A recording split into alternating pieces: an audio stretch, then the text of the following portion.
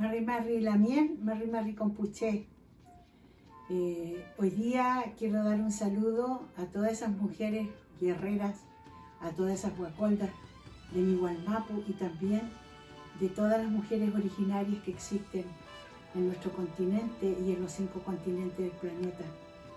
Esas mujeres que han sido vetadas tantas veces de hablar lo que sienten, de decir todo lo que conlleva la vida de cada una de ellas y poderla hablar en su país, decir todas las vejaciones que se han vivido, de usurpaciones de terreno, mineras, embalses hidroeléctricas que le han instalado en sus territorios. A todas ellas les mando un abrazo fraterno, un abrazo de amistad, un abrazo de amor. Les habla Nancy San Martín, compositora e intérprete de música intercultural mapuche.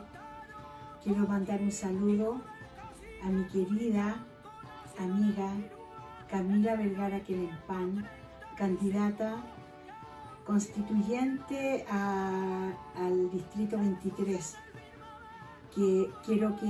antropóloga, quiero que ojalá ella pueda salir elegida para que pueda hablar sobre todo la problemática existencial que existe en nuestra Wallmapu, porque ella se lo conoce todo con el ser antropóloga, con su ser de mujer mapuche, de mujer luchadora, de padres luchadores, ambos, sus padres también enormemente luchadores sociales y que han amado su cultura sobre todas las cosas del mundo.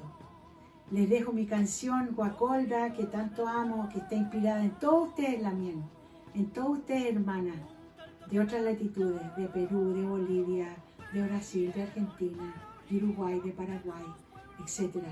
Un saludo grande, las quiero mucho. Peucayal Lamien.